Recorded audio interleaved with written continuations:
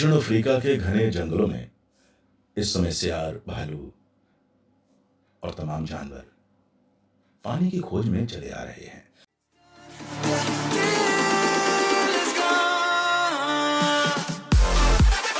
आपकी हाइट कितनी भी अच्छी हो, आपकी कद काठी कितनी भी अच्छी हो, या आप बहुत ही ज़्यादा मस्कुलर क्यों ना हो, अगर आपकी आवाज़ अच्छी नहीं है, या यूँ कहा जाए कि आपकी आवाज़ में दम नहीं है, तो आप कोई भी काम अच्छे या इम्पैक्टफुल तरीके से नहीं कर सकते हैं।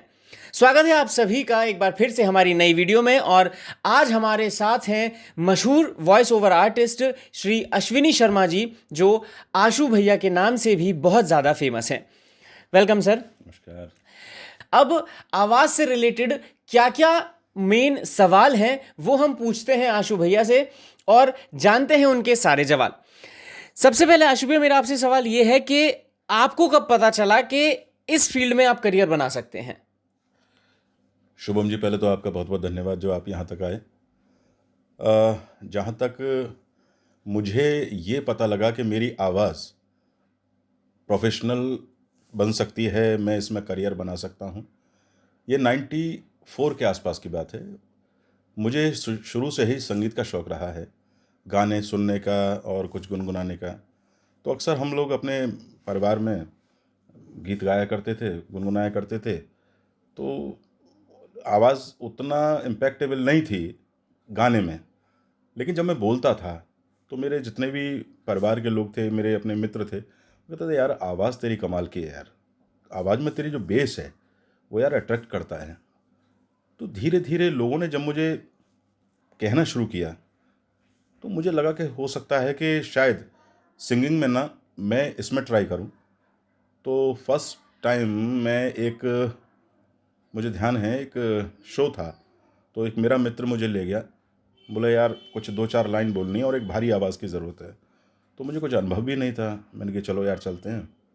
तो मैं वहाँ पहुँचा और मैंने वहाँ जो माइक्रोफ़ोन देखा तो मुझे माइक्रोफ़ोन की भी जानकारी नहीं थी कि इसको कितना नज़दीक रखा जाता है, इसके सामने कैसे आया जाता है। बहरहाल मैंने वो बोल दिया। तो उसका रिज़ल्ट ये हुआ कि जो मैं कॉन्फिडेंट नहीं था, लेकिन जब मुझे वहाँ से तालियाँ मिली और लोगों ने मुझे अप्रिशिएट किया कि आपकी आवाज़ कमाल है भाई, कितना बेस है और कितनी मतलब अट्रैक्टिव आवाज़ है आपकी। तो मुझे लगा कि मुझे ऐसा लगता है कि शब यहाँ से आगे अपने सफ़र को शुरू कर देना चाहिए। उसके बाद मैं एक यहाँ पे हमारे ब्रजवाणी स्टूडियो हुआ करता है, आप शायद जानते होंगे शुभम जी, जिसको पीके भाई साहब, हमारे पीके गुप्ता जी, जिनके यहाँ से कई एल्बम रिलीज़ हुई हैं, आपके बाबा रस का पागल और ये सब। तो मैं वहाँ जाया करता था। तो वहाँ से धीरे धीरे सफ़र शुरू हुआ, जान पहचान बढ़ी और ये माता रानी की कृपा रही कि धीरे धीरे इस फील्ड में आते चले गए, अनुभव लिया और आज आपके सामने है। तो आशु भैया, कभी आपको ऐसा नहीं लगा कि अपने मन का काम करने में हम कोशिश ज़रूर करते हैं, लेकिन साथ में एक जिम्मेदारी भी होती है कि हमें अपने परिवार का भी भरण पोषण करना रहता है, तो क्या कभी ऐसी स्थिति आई हो कि आपके मन में एक असमंजस हुआ हो, या किस तरीके से परिवार आगे चलेगा अगर इस फील्ड में जाते हैं, पेरेंट्स ने इसको लेके कुछ कहा हो? बिल्कुल सही सवाल पूछा शुभम जी। दरअसल मेरा जो बैकग्राउंड है परिवार का, वो ऑफिसर रैंक हैं सारे। मेरे चाचा जी, ताऊ जी, मामा जी सब एक क्लास ऑफिसर हैं। मेरा जब इस फील्ड में पदार्पण हुआ, मैं जब इस फील्ड में आने लगा, तो निश्चित सी बात है पापा के दोस्तों ने मुझसे कहा भाई ये लड़का कुछ अच्छा नहीं कर रहा, हमें इसकी बैठक उठक अच्छी नहीं लगती, क्योंकि ये जो लाइन है ये थोड़ा सा एक ग्लैमर लाइन है और इसमें कहीं भटकाव हो जाता है जी। बोले प्रॉपरली इसमें कैसे सरवाइव करेगा, क्या करेगा, कुछ दिशाहीन काम है। मीटिंग हुई, पापा ने मुझे समझाया, लेकिन जब मैंने उनको कन्विंस किया, मैंने पापा देखो मेरा शौक़ है, मैं पढ़ाई करूं, बेमन से करूं, समय पास करूं, उसमें कोई फ़ायदा नहीं, आप मुझे थोड़ा समय दीजिए, मैं कोशिश करूंगा कि मैं इसमें सेटल हो जाऊं। उन्होंने मेरे पास कॉन्फिडेंस जताया, मेरे ऊपर समय दिया। धीरे धीरे मैं वर्क करता चला गया, 1 से 2 लोग, 2 लोग से 4, 4 से 5, धीरे धीरे एक पहचान बनती गई। फिर मुझे उसका पैसा भी मिलने लगा। तो जानते हो जब पैसा मिलता है तो निश्चित सी उत्साहवर्धन होता है। लेकिन वो उस वक्त पैसा उतना नहीं था, क्योंकि मेरे पास अनुभव उतना नहीं था। तो मुझे महसूस हुआ कि मुझे इस फील्ड में और आगे जाना है, तो मुझे कुछ अच्छा करना होगा। तो मैंने धीरे धीरे अपने आप को गेन किया और चीज़ों को समझता गया, लोगों से मिला और धीरे धीरे मैंने इस फील्ड को अपना करियर चुन लिया। परिवार को लगा कि आज ये सही मुकाम पे आ गया है।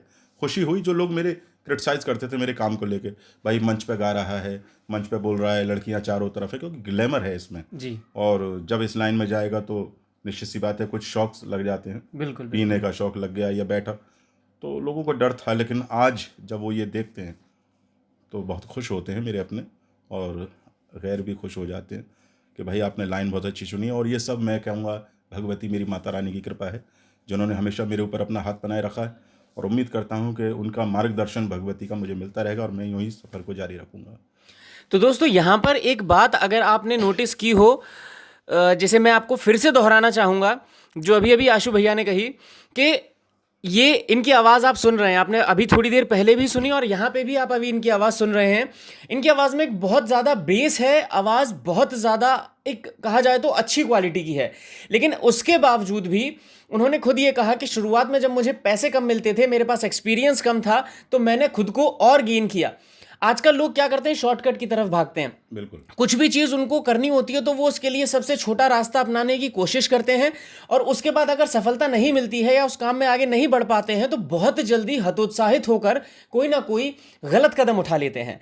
तो यहाँ पर सीखने की बात यह है कि अगर आप किसी चीज़ को शुरुआत कर रहे हैं तो उसको आपको समय देना ही पड़ेगा, चाहे आपके पास टैलेंट भरपूर मात्रा में ही क्यों ना हो। देखिए ऐसा है, शॉर्टकट कभी किसी चीज़ का कोई मंजिल नहीं है। बिल्कुल, शॉर्टकट से आप जल्दी पहुंच सकते हैं, लेकिन जो बीच का गैप है आप उसे कैसे भरेंगे। आप किसी भी रास्ते में जाना है, आप उड़ के पहुंचते हैं, छलांग लगा तो, लेकिन आपने जो बीच का रास्ता छोड़ दिया, ये कैसे पता पड़ेगा यहाँ गड्ढा था, पानी था या प्लेन था। यही ज़िंदगी का फ़लसफ़ा है। आपको धीरे चलना है, लेकिन सब चीज़ों को कवर करते हुए, जिससे आपके अंदर वो सारी क्वालिटीज़ आ जाएं जो वक्त आने पर आपको आपकी मंजिल दिला सकें। बिल्कुल बिल्कुल। तो शॉर्टकट कोई मंजिल नहीं है, आपको प्रॉपरली वर्क करना है अपने काम पे। कोई भी काम हो तब आप उसमें एक मजबूत स्तंभ के रूप में खड़े हो सकते हैं। समय जरूर लगेगा, समय जरूर लगेगा, लेकिन आपको मंजिल आपकी मिलेगी जरूर, तरीके से मिलेगी जो आप चाहते हैं, वैसे जो आपको उस ख्वाब तरीके है। से। हाँ जी, चलिए, मैं बिल्कुल समझता हूँ आशु भैया कि इस समय जितने भी लोग इस वीडियो को देख रहे हैं वो ज़रूर इस चीज़ को जानना चाह रहे होंगे। आपने भी कभी कभी देखा होगा कि कुछ लोग होते हैं बहुत लंबे चौड़े होते हैं, लेकिन उनकी आवाज़ बड़ी पतली होती है, बेस की कमी होती है। कभी कभी मुझे भी लगता है कि मेरी आवाज़ में बेस की थोड़ी कमी हो, तो आप मुझे भी ये सिखाएं और हमारी ऑडियंस को भी बताएं कि आवाज़ में बेस कैसे ला सकते हैं। शुभम, पहले तो आपकी आवाज़ जो है ना, कोई कमी नहीं है, बेस भले ही ना हो जी, लेकिन आपका जो प्रोनाउंसिएशन और जो आपका बोलने का तरीका है सामने वाले को अट्रैक्ट करता आपने है। सिखाया है। थैंक यू जी, देखिए शुभम, जहाँ तक बेस की बात है, ये गॉड गिफ्ट होता है और कुछ चीज़ें तैयार भी की जाती हैं। जी, सपोज आप सिंगिंग लाइन में जाना चाहते हैं, लेकिन सिंगिंग किस तरह की कर सकते हैं आप? आपको गज़ल पसंद है, गीत पसंद है, ठुमरी पसंद है या रसिया पसंद है? तो जो आप सुनेंगे वही आपके जहन में बसेगा और वही चीज़ आपके बाहर निकलेगी। जी, सीधा सीधा फंडा समझ लीजिए, बुखार आया है, बुखार की दवा लेंगे तो बुखार ठीक होगा, दर्द है, दर्द की दवा लेंगे तो दर्द ठीक होगा। जी, ऐसे ही इस लाइन का है, आपको जाना किस लाइन में है। बहुत लोगों की आपने देखा होगा आजकल रियलिटी शोज चल रहे हैं, बहुत पतली आवाज़ें और बहुत रेंज की आवाज़ें हैं, वो पसंद कर रहे हैं लोग बात। तो ये ज़रूरी नहीं है कि आवाज़ में बेस हो। हाँ, अगर आपको वॉइस ओवर आर्टिस्ट बनना है तो एक आपको आवाज़ का जादू ज़रूर होना चाहिए, जिसमें बेस होना चाहिए, क्वालिटी होनी चाहिए, और वो ज़रूरी आपकी साधना से। समय देना पड़ेगा। एक प्रोनाउंसिएशन होता है हमारे सनातन धर्म में, ओम। मैं ये कहना चाहूँगा जो भी दर्शक सुन रहे हैं और उनमें से कुछ लोग इस फील्ड में जाना चाहते हैं, तो ओम जो प्रोनाउंसिएशन है उसको आप सुबह उठकर तरीके से अगर साधना में लेते हैं तो निश्चित सी बात है आपकी आवाज़ में फ़र्क आएगा, आपकी आवाज़ रिच बनेगी और आपकी आवाज़ में बेस आना शुरू हो जाएगा। आप अच्छे अच्छे वॉइस ओवर आर्टिस्ट देखिए, वो सुबह तानपुरा लेकर बैठते हैं और एक सुर पे ध्यान केंद्रित करते हैं, तब जाके कहीं आवाज़ मॉड्यूलेट होती है। इतना आसान नहीं है, क्योंकि हमारे गले की जो कॉर्ड्स हैं वो गॉड गिफ्ट है, लेकिन उनको तैयार करना ये बहुत ज़रूरी होता है। जी। तो मैं उम्मीद करता हूँ कि आप लोगों को समझ में आया होगा कि आपको अगर अपनी वॉइस को मॉड्यूलेट करना है या उसमें बेस लानी है तो आपको ज़रूर ओम की साधना करनी चाहिए। कम से कम दिन में एक बार तो आपको करनी ही चाहिए। देखिए बेसिकली ओम हमारे नाद से है जी। और जब हम पेट से कोई बात कहते हैं तो अपने आप उसमें इम्पैक्ट आने लगता है। आप देखिए ओम का उच्चारण कीजिए, ओम, तो ये आवाज़ जो यहाँ से निकल रही है, जब आवाज़ यहाँ से निकलेगी तो उसमें एक फील होगा, वेट होगा, तो इसकी साधना बेहद ज़रूरी है। जी। तो ये आप सभी के लिए एक बहुत बड़ा गुरु मंत्र भी हो सकता है। अगर आप एक्टर बनना चाहते हैं, एंकर बनना चाहते हैं या वॉइस ओवर आर्टिस्ट बनना चाहते हैं, इन सभी के लिए आपको एक दमदार और एक अच्छी आवाज़ की ज़रूरत है। तो अगर आप इस चीज़ को अपने दिनचर्या में शामिल करेंगे तो ज़रूर आपकी आवाज़ में आपको बहुत ज़्यादा फ़ायदा मिलेगा। आशु जी, एक चीज़ और मैं आपसे जानना चाहूँगा कि इतने समय से आप इस फील्ड में हैं, इस इंडस्ट्री में हैं, तो कहाँ कहाँ आपने अपनी आवाज़ का जादू बिखेरा है? देखिए वैसे तो समय बहुत कम मिल रहा है मुझे, लेकिन इस कम समय में भी काफ़ी जगह मैं आवाज़ दे चुका हूँ। आपने देखा होगा टेलीविज़न के टीवीसी शोज़ आते हैं। जी। मैं बहुत पतला था और जब मैंने ये देखा तो मुझे बड़ा चमत्कार हुआ। इस तरह के टीवी शोज़ जो आते हैं इसमें मैंने कई आवाज़ दी हैं, जी। मेडिसिन में दी है, बेल्ट आती है इंस्ट्रूमेंट, हनुमान यंत्र हैं, बहुत जगह। सेकेंडली डिस्कवरी को भी मैं ज्वाइन कर चुका हूँ। डिस्कवरी में मेरी 2-3 स्टोरीज जा चुकी हैं, दूरदर्शन से मेरी रिकॉर्डिंग्स जा चुकी हैं। अभी फ़िलहाल जो है ब्रजमंडल के जीर्णोद्धार जो हमारे कुंड हैं उन पे बहुत बड़ा काम चल रहा है इस वक्त, योगी आदित्यनाथ जी कर रहे हैं। तो उसकी जो एक पूरी प्रस्तावित कार्य हैं उसकी रिकॉर्डिंग्स उन पे जाती है, कितना काम हो चुका है, कितना बाकी है, तो उसका आजकल मैं वॉइस ओवर कर रहा हूँ।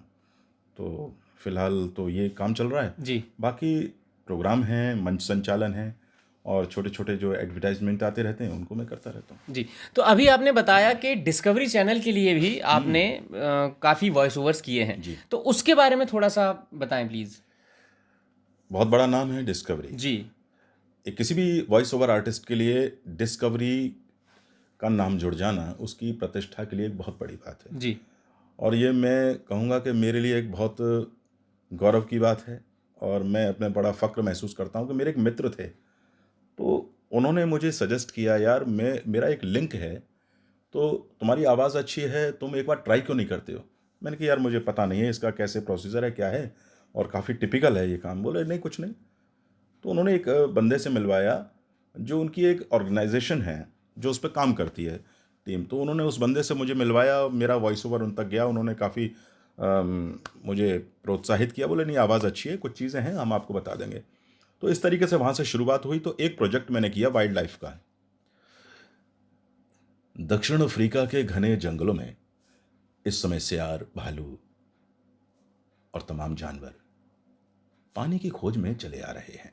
तो इस तरह का एक वॉइस ओवर था, उन्हें पसंद आया और फिर उन्होंने कहा कि हम कुछ अलग करना चाहते हैं। तो धीरे धीरे उन्होंने फिर इस तरीके से 2-3 वॉइस ओवर कराए। लेकिन ये मेरी बदकिस्मती रही कि मैं अपने प्रोग्रामिंग के चक्कर में, क्योंकि मेरा अपना प्रोग्राम का फील्ड है, मैं इवेंट करता हूँ, ऑर्गेनाइज करता हूँ, तो मैं उनसे फिर लगातार कांटेक्ट नहीं कर पाया। लेकिन अभी भी उनके फ़ोन्स कॉल आते हैं, तो मैं छोटे मोटे काम करता रहता हूँ। जी। तो चलिए आशु जी, एक आखिरी चीज़ ज़रूर जो सारे दर्शक इस समय जानना चाह रहे होंगे, कोई 2 लाइन आप अगर गुनगुना दें तो। तुम आ गए हो, नूर आ गया है, नहीं तो चरागों से लो जा रही थी, जीने की तुमसे वजह मिल गई है, बड़ी बेवजह जिंदगी जा रही थी।